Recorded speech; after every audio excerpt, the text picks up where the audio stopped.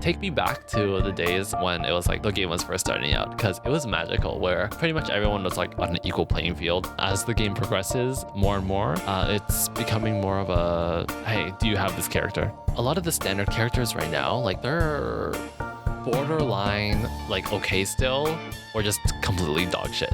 Like Yanqing, who the fuck? Ding ding! Welcome, you're right on time for Delulu Hour. As the name entails, Delulu Hour is the podcast where I yap about for however long about life, pop culture, anime, and of course K-pop, all with a hint of spice and a crap ton of delusion. My name is Kevin and I'm the main host of Delulu Hour.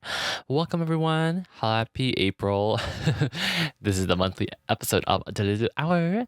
How's everyone doing? I'm doing all right, I guess. This entire month of March has been kind of like up and down for me. It's like a lot of planning for my trip. Actually, I'm going to China for this month, so this episode will be pre-recorded. I know there's like a lot of stuff going on right now in the K-pop space, like the whole New Jeans situation, Kim Soo-hyun, which I wished I could talk about for today, but I feel like the topics are a bit underdeveloped still, so I haven't gotten a chance to research everything and put everything together for you guys to make an episode. So that'll be an episode for when I come back, and hopefully by then the situation has been more sought out. I've talked about the show Severance on this episode, on this podcast before, and I've expressed how much I really like the show, and it's so like suspense, and I like it so much because of that. We've finally reached the finale for Severance, so if you guys watched that, please let me know in the comments, because that ending, absolutely brilliant. It was filmed, it was directed, it was like all the actors and everyone who put their time into it like made it such an amazing finale. And spoiler alert right now for those who haven't finished watching it or plan to watch it. What do you guys think about the whole Innie Audi situation? It's almost like amazing how well it ties back to the first season, where the whole premise was, Innies are people too, they're alive and they should be treated as human as well, right? But in this moment when Innie Mark finally makes a decision to almost like declaring himself like truly now as like a human being, I think that was like really powerful as a way to like end this season off. And I think season 3 was confirmed, but even without a season 3, like I think the show ending here honestly like is really great. I think it leaves such a good open ending for viewers to think about, what's gonna happen with Innie Helly and Innie Mark now? What's gonna happen to Gemma? What's gonna happen to Lumen, right?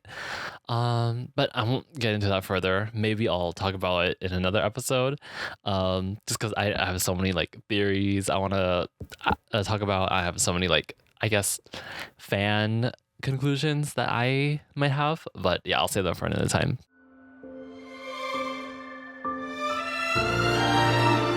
We're going to get into the real meat of this episode, which is Honkai Star Rail. I've been playing this game since release, and I have like a lot of things I have to say about it. The game is about to be 2 years old now. I've seen the Sealy banner, I've seen the Akron banner with the first anniversary, and in a few weeks we're gonna see the Casterus banner.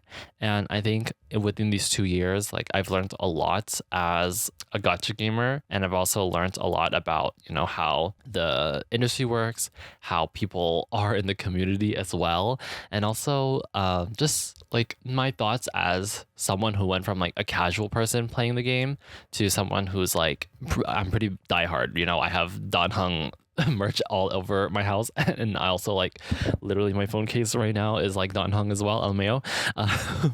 But the main thing I want to talk about is about Honkai is what I've learned from it. And also there's a lot of stigma around gacha games and power creep, and also about how these companies, these gacha companies, should be treating their free to play and also pay to win fan base. Because imagine, for example, like you pull on Sealy's banner, right? You started the game feeling so strong about the game. You were so hopeful, and Sealy was like the character that you love so much. And let's say you spent like $1,000 or maybe even more just to like get all copies of them, and then now it's like you don't have any use for them, right? Like stuff like that is like what I'm going to talk about in this episode, and like because we need to touch on that and we need to discuss it right from the start. So, the start. So, the game came out in around late April. I started, I think, around early May, just because I saw my friends playing it. I saw ads about it, specifically the one where it's just like, Nice to meet hi, you. I'm Natasha, an underworld doctor. Are you feeling sick? And when I saw that ad and I saw my friends playing it, I thought, you know what? Why not? Like, I should just give it a try. In fact, I've actually played Genshin Impact back when it was popular during the pandemic, but I never like enjoyed it just because I felt already within the first 10 minutes like it was really tedious, and also I don't know like what about it that I didn't like as well, but it was just like so flashy at the start, so I was like really turned off about that. But Honkai drew me in really quickly. Like within the first maybe like 5 minutes I was playing, I was already like super invested with like Silver Wolf. She had like a cool introduction with the whole retro arcade thing, and then Kafka was obviously like kind of like the star of the show in that intro sequence. You saw, I think like Kafka is a great example of a typical like gooner kind of, and like I don't mean it in like an offensive way. I just mean it like very like for the male gaze, right? Like very nice body, very nice fashionable clothing. The color palette is great, and you know that's nothing on Hoyoverse and the whole Honkai team for designing a character like that, right? They have to make a character that sells. But aside from that, right, like just character design alone, I was already like really appealed to it. I love the color palette. I love the just the model of the character as well. I like the facial as well, and not just like the art style. I think that matters a lot to me. Which like compared to Genshin, when I first tried Genshin, it was very like too cartoony for me, but for Honkai, like it hits a good mark between like anime like and like cartoon like. So that's why I like it a lot. And then after we got to pick our character, I picked Kalis because I am a husbando lover. We got to see Don Hung try to kiss us to do CPR. And then that's when it really went downhill because I was like, oh, like you're telling me like I could be delusional and like ship the main character and Don Hung, like one of the companions that we're with for the rest of the story. Like I was locked in. And I remember and this is the first time I saw Don Hung too. Like I didn't know he existed because my friends weren't like I guess like necessarily like a fan of his design as much as like the other characters. But Don Hung for me was like it really resonated with me. Like the black hair, the calm, and like kind of what's the word again? Tsundere. He had like this very cold tsundere type to him, and I love that so much. And just as well with the whole trio with March, Seventh, Don Hung, and the Trailblazer. Like I like that dumb Three Musketeer dynamic as well. And then when you add in Welt and Himiko into that as well, it's like a cute little family, and that just it melts my heart. It's my kryptonite. So we finished with the space station part of the story, and then we moved on to Belobog. And at this point at the time, I really enjoyed the game a lot. The Belobog introduction was done really solidly. Japard came off as like this lame guard kind of dude to me, which like it did sell the point, right? Like that was his character. But then once Serval came in and then they introduced like the whole family thing and the dynamic, then I was like, oh my god, wait, this is actually like really cute. And then Bellabog was like a pretty fast-paced story, just because they wanted to draw people in. They wanted to like them to feel the story, and I think Honkai, like the writers for Honkai, did a really great job of this part, explaining the Stellaron, explaining the Astral Express, and explaining what trailblazing is, like, you know, finding the Stellaron and sealing it. And also it hints at the antagonist, I guess, overall for the story. It's like, yeah, Cocolia was the main antagonist of Bellabog, but as a whole in this universe, it's like the Stellaron Hunters, the Eons, whatever we saw, like Nanook, Akavili is whatever trailblazing Eon and stuff like that. So there's a lot of motifs, a lot of definitions, a lot of new lore that the writers kind of throw at you, but it sticks pretty well. Like you learn these things gradually through the story. That is, if you read the story, and they do a great job of explaining it. And I think for that, like I was pretty much locked in after Bellabog.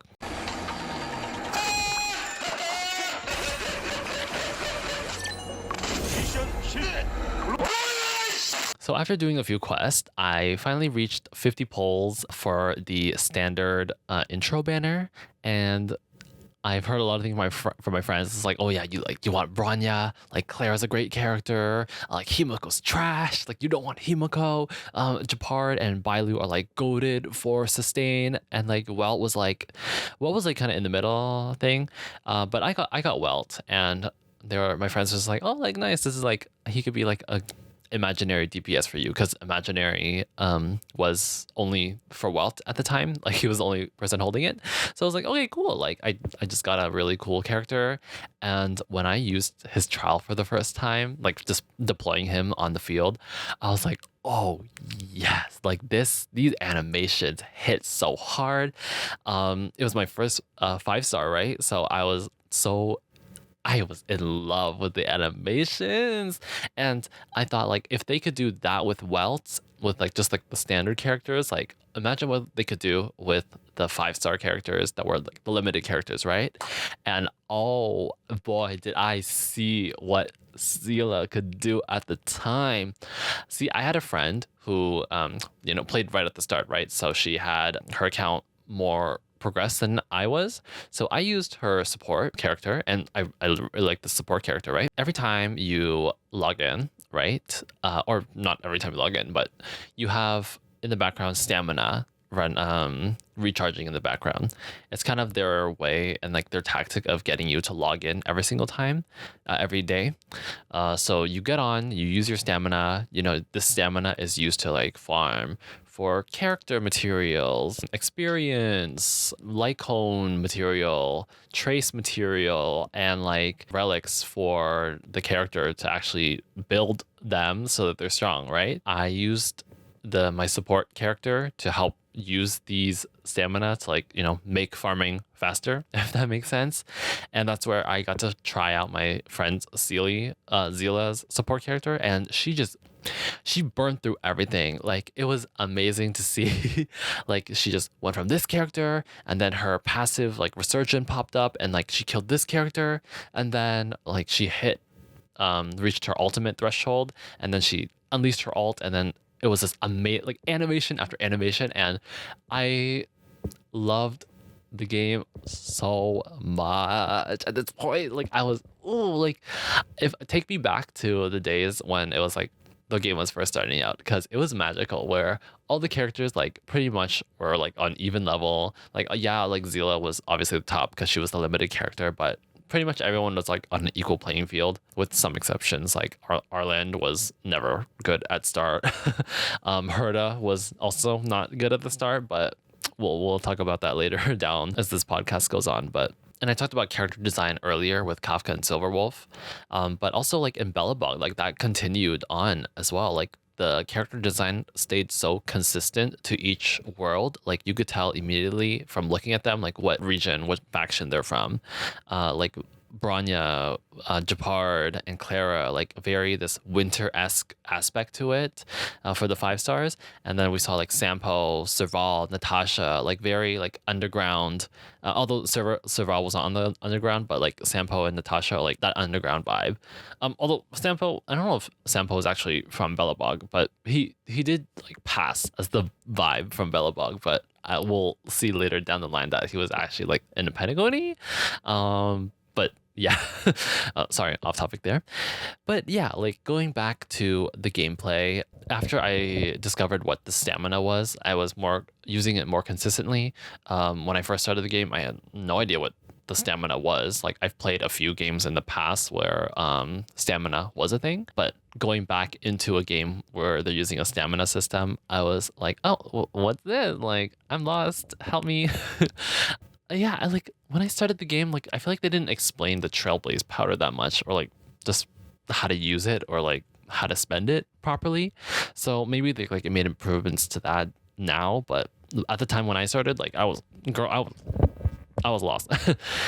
But yeah, as you level up, there's something called your Trailblaze union level, or like experience level, and at each increment, so that's like 20, 40, yeah, like you know what I mean, like every 10 or every 20 increments there is a test that you have to do to make sure your account, I guess, is on par with the level that you are. So let's say I'm level 20, then my characters should also be like level 10 to the max level 10 character level.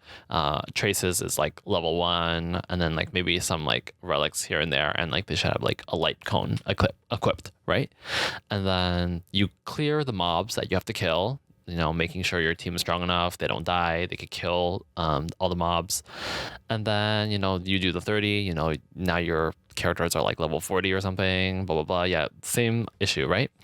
So you do all that, and then finally at a certain level, specifically I wrote down here, you reach Trailblaze level 21, you reach the endgame mode. I think this is the first one. This is the Forgotten Hall. Dust rain, it too shall fall. So the Forgotten Hall is pretty much everything that I explained earlier with like the Trailblaze level and leveling up, but instead like they spit it all to you in one rotation of enemies you have to fight. And in order to kill them, you need to be ideally like, you know, max leveled out. Your traces are pretty much as leveled as high as you could go. Your light cone is leveled up all the way to the max, and your relics, which is also like another end game farming thing, it's like equipment for your characters so that they can, you know, get stats like crit damage, attack percentage, crit rate, or HP percentage, or like energy regeneration, or like speed, like all those goody stats that your characters want to do more damage. That this Forgotten Hall is just like a stat check pretty much for all the things. But also not only is it a stat check, as the game progresses more and more, it's becoming more of a, hey, do you have this character? Like, did you pull this character? Do you have this new 5-star limited Akron? Do you have this 5-star limited Jiao Cho who could pair with the Akron, right? And at some point, like, this is what I mean by power creep. These endgame modes, like a Memory of Chaos, Pure Fiction that they added later down the line, and also Apocalyptic Shadow, all these modes force you to either make sure your account is fully leveled up, right? I feel like that's the number one thing that like you should do, is just level up all your people. But then, like I said, the second part is like you need to use your jades, you know, and your jades are earned through either event rewards, playing the story, you know, searching around the area, like exploring the map, and those jades add up, right? Like usually per patch, you could get like, I don't know, let's say, if you play consistently, then you could always reach like 100 pulls per patch, right around there. But if you're just playing casually, which I think a lot of people are for Honkai Star Rail, since it's like a turn-based game and there's like an autoplay feature, I think most people are playing on casual. So let's say they reach, I don't know, maybe like 60 pulls a month, 70 pulls a month, 80 pulls a month, right? Like I feel like that's the range that they're hitting. Just because, story can be tedious, even the events can be tedious, exploring the map can be very tedious, and also some people like just don't want to invest into their account that much, right? So they just spit out whatever they can. They use their stamina as much as they can, and then they just try to clear whatever they can clear, and then like that's how many jades they get right at the end. And I think from like a free to play perspective, like I'm not free to play, but I like obviously I'll save money when I can save money, right? So like from a dolphin perspective, actually, or like a light spender. Ooh, light spender is putting it lightly. Like I would like to see, I guess, more characters being able to be used to clear these end game modes. Like, does that make sense? So for example, like we first saw a sign of Powercreep in 1.16, patch 1.16, where the Memory of Chaos went from you need 20 cycles or less to clear the MLC. But then now you need 10 or less cycles to clear MLC. But up until the first anniversary patch, which was 2.1, all DPSs felt like they were on the same level. Like no matter what character you used, as long as like it fit the requirement, like you built them properly and it the MOC buff matches with that character, then like you can clear, right? But now Akron came out in 2.1, and she completely like raised the bar for DPSs that have came in the past, and also DPSs to come, because she was hitting like 1 million with her ultimate, just like every time, like 1 million, 1 million, 1 million, 1 million. And obviously when you have a character that suddenly jumps in damage, like when your previous characters are like hitting for like 300k usually, and now like your newest flashy character is hitting for 1 million, like that's gonna be a problem for the game, right? It affects the health of the game, because now you're forcing characters to pull for a new character, which if you're free to play, like I mentioned, then you don't have that much time maybe to grind out these jades so that you could pull for the character that you like. And not just that, but at this time Honkai was really like inning in on new damage archetypes, feeling like you had to pull not just the DPS now, but like you have to pull for every single member of that team, right? For example, with the follow-up team, right? At first we had Topaz come out, but she was like just like this random hunt character that didn't really serve a purpose in the game for anyone.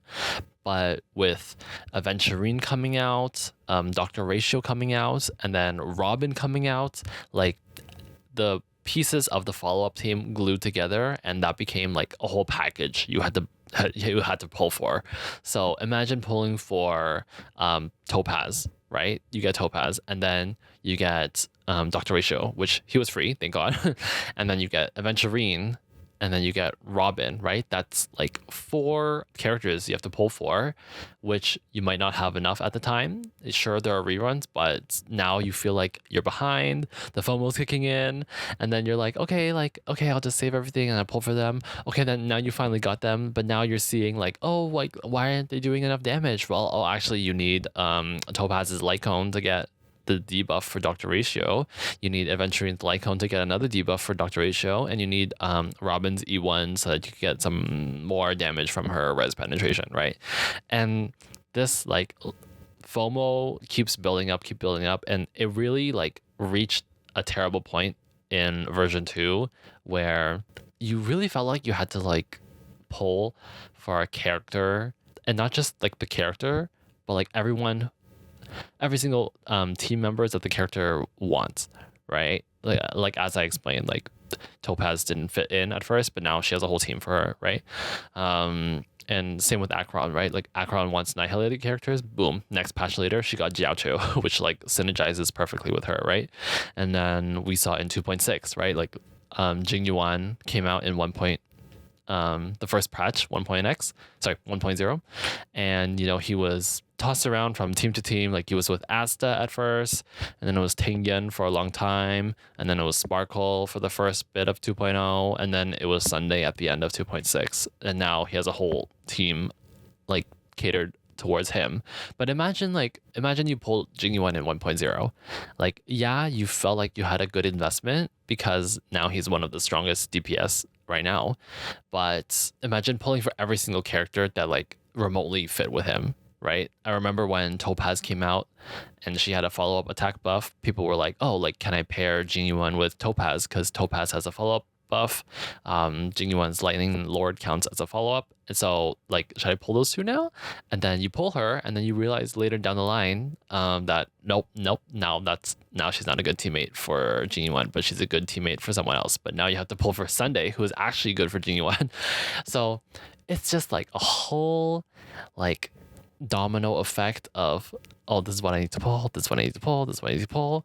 And I think after all of that, I think at the end of the day, Honkai and the developers are really trying to hammer in that you need to invest in a certain way for characters. You need to make sure you have all the characters for the team members that you want to excel at. Like, let's say now a great example is the Herda came out.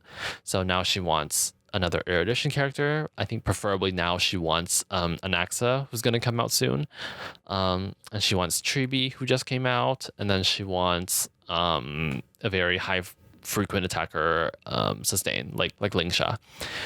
So with that being said, like before in 1.x, like you could just pull for the DPS you wanted and then call it a day, because it was that easy at the time, right? You just pull for whoever you liked and then boom, like yippee la di da. But now you have to pull for every single one of the teammates, and I think that just goes to show like vertical investing into one character is a lot better than just pulling for every single character that like you think is new and shining and to fix your account. Like imagine in 2.x, like you pulled for Boot Hill, and then you pulled for Fei Xiao, and then you pulled who's another DPS? You pulled Black Swan, right?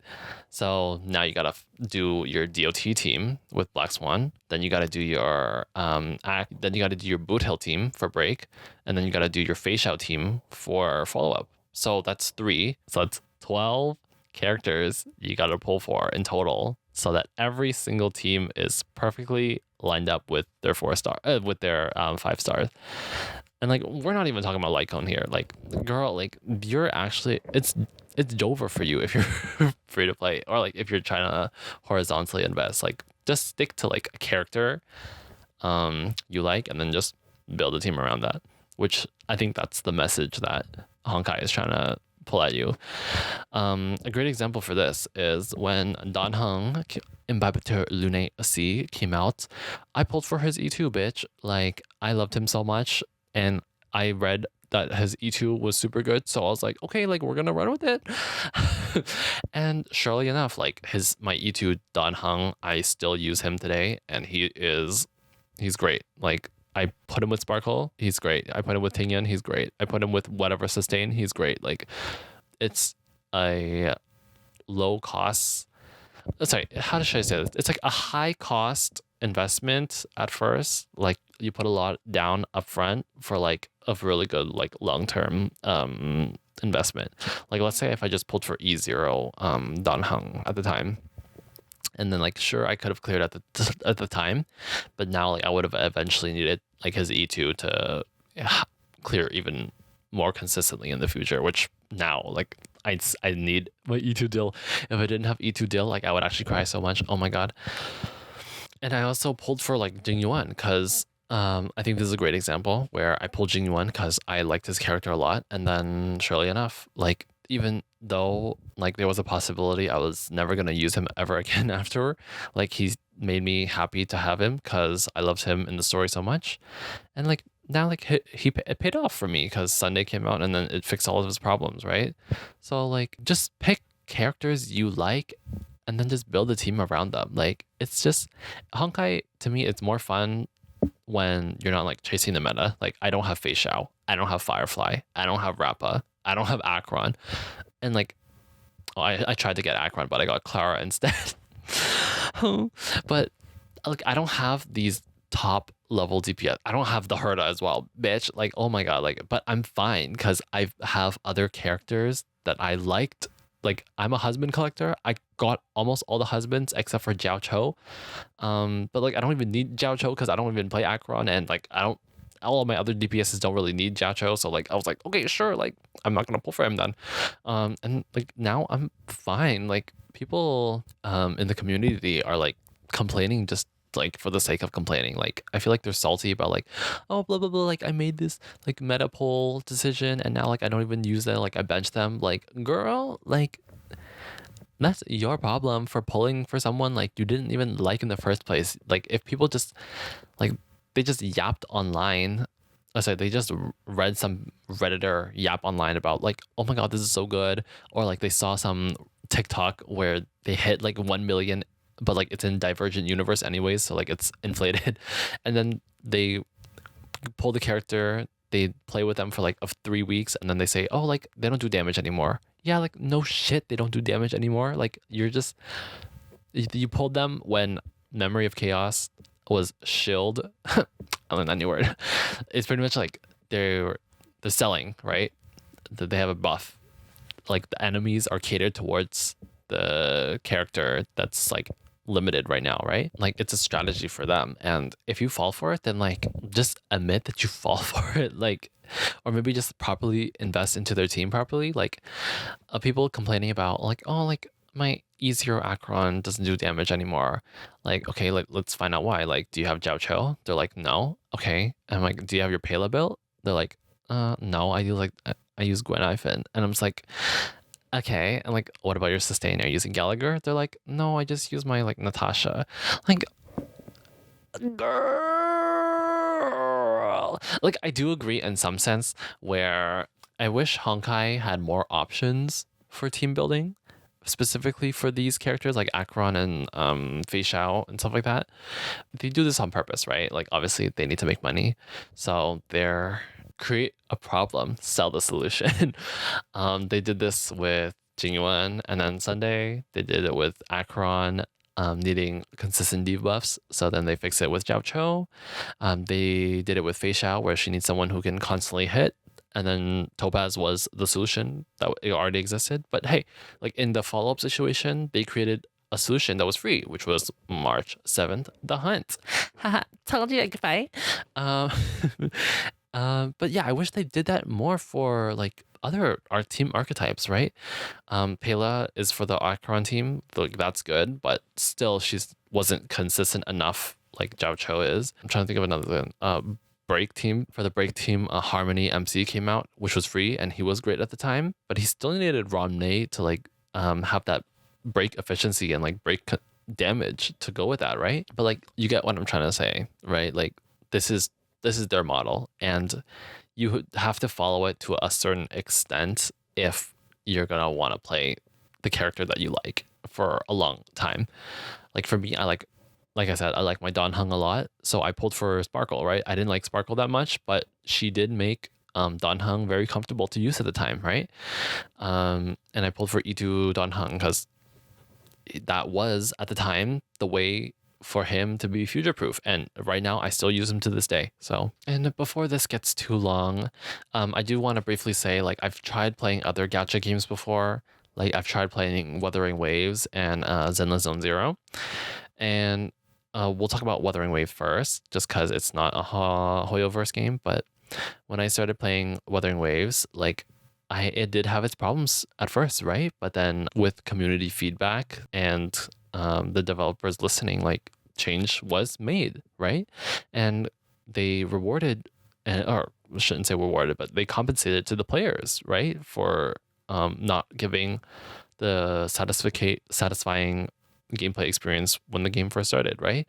And I think Honkai should follow in that footstep where if they make a mistake or they don't land the mark for players, like they should find a way to compensate. Either like give more jades to players, make the quality of life experience like a lot better, right? So that the players actually feel more engaged with the game. Also, like I think just being more generous, just giving back to the community that is like giving you the money to like even operate in the first place is like such a big thing. Talking about Zenless Zone Zero, I won't talk about it too much, but pretty much played it for 2 weeks just to get lighter, and then I quit. But I know Zenless is like resonates with a lot of people right now, including my friends. Like they think Zenless is a better game than Honkai, which it's fair. Like Zenless does have more engaging combat. It does have a more engaging storytelling instead of just like, you know, you just click a button dialogue, click a button dialogue, right? Like Zenless has like comic strip mode. They have like a POV mode. They have like first person mode, and like they have a great way of telling the story. Right. And then when I go back on Honkai after playing these 2 other gacha games, I'm like, damn, like there is room for improvements to make. For example, like Wuthering Waves, like the weapon banner is 100% guaranteed. A lot of gacha games should also follow this pursuit where the character banner, if it's 50-50, fine. Like you have to make your money, like do your 50-50, 90-80, right? But if you're pulling for the weapon and like you lose the weapon, like it sucks. It really does suck. How I'm gonna end this off now is like these are some things like I want Honkai to improve in, and just all gacha games as well. Like for one, I think the worst feeling ever for all player playing a gacha game is losing the rate up, right? Like if you spend like 80 pulls just to like lose and you get a standard banner character, and then you do another 80 pulls just to like secure the character, like that's 160 pulls you just spent for the rate up. Like that feels awful because 160 pulls is like, that's like months of grinding potentially, if like depending on how casual you are, right? And then you have to pay money potentially to like really get the character. Then it just like breaks your free to play status, and like that's not good, right? Because a game is a game. Like you shouldn't feel like you have to spend money for a game just to get someone you want. Like I feel like you should spend money for like things you want that are like very optional, like cosmetics, or like you want to pay money for faster grinding experience, right? Sure, right? But paying money just to like get a character at E0 S1, like it hurts my soul when I lose a 50-50, or like when I lose the 75-25, like oh my god. So my feedback for that is I think if you lose the 50-50, like the pity should be lowered, like just like a little bit, because I don't want to hit max pity 90, get a standard character, and then hit max 90 just to get the rate up, right? Like just throwing an example, like let's say you spend 80 pulls, you get that standard. Okay, now your pity is lowered to like 60 or like 50. So then you reach the 50 pull, and then boom, you get the character. Like that way you only spend like 140 pull at most, right? Which is a lot still, but at least you're not spending all the way into like 180 pulls just for the character, which is absurd. And another thing is, if they're not going to do that, then I hope they start buffing like characters. Like a lot of the standard characters right now, like they're borderline like okay still, or just completely dog shit. Like Yanqing, who the fuck? Like if you lose to Yanqing on your banner, then like that feels awful, because chances are you have the Herda now, who's a lot better. You have Jing Liu, although she's not good right now, but like at least she clears more consistently than Yanqing and more comfortably. A lot of flaws in the standard banner. Even now, like I have my Welt is at E3. Yeah, he's like E3 right now, and he's pretty much benched most of the time. Obviously because I have my E2 Dunhung, but also he's just not. He doesn't fulfill like the role that he was supposed to fulfill, which is like to be debuffing enemies, but he does it so inconsistently that like it's just not even worth at that point. They also need to buff like 4 stars, or at least make more 4-star characters, because I was mentioning earlier, like they have a system where, you know, they create the problem, sell the solution. So like, why can't they sell the solution more frequently with 4 stars? We had March 7th, who was free, and like she helped Topaz teams a lot to get that hit count high for her. Pela already existed for Akron, so that's fine, right? But what about like the other teams that still exist, right? Like DOT is still waiting for a proper and better support. Like the current DOT characters right now that are 4-star are like pretty much shit. I'm sorry. The other Harmony characters like Hanya, Yukong, Asta, like sure they had their time in the past, but like right now, like barely anyone used them. Like they're not good enough to clear this memory of chaos fast enough without like super hyper investing into them, right? Another thing is the 4-star. Like we need more 4-star DPSs that are actually good. Right now the only character is probably Ching Chui. And you have to gamble for her, right? Like it's so much, like it feels so bad if you're starting the game and you don't have like a good 5-star limited character to start out on. So like now you're just stuck with like QQ. You're stuck with the standard Serval, Dunhung. Like they get you far enough. Sorry, they don't even get you far enough. Like that's what I'm saying. Like they need to get you further. They need to get you further. So either create more 4-stars that are better, or like just buff the old 4-stars right now. I've yapped quite a bit. As you could tell, I love Honkai. For me to yap like almost an hour about it, but let me know what you guys think. I am a husbando lover, as I've declared already. I think the characters are very well designed. They're beautiful. Their kits are fun. The animations are great. The story is well written as well. Although I think there was a hiccup at the start of the Amphorius patch like a few weeks ago, but I think it's starting to smooth out a bit now. So that's good. But yeah, like Anniversary is gonna come out soon. So I hope the things that I've listed earlier, like the quality of life changes, the changes to the gacha system are implemented. But like, let me know what you guys wish for Honkai and just like all gacha games in general. But yeah, thank you guys for watching. Oh, also, did you guys pull for my day? I pulled for my day. He's fucking hot and I love him so much. Yes, okay. I've yapped enough. Goodbye, guys. Thank you for watching.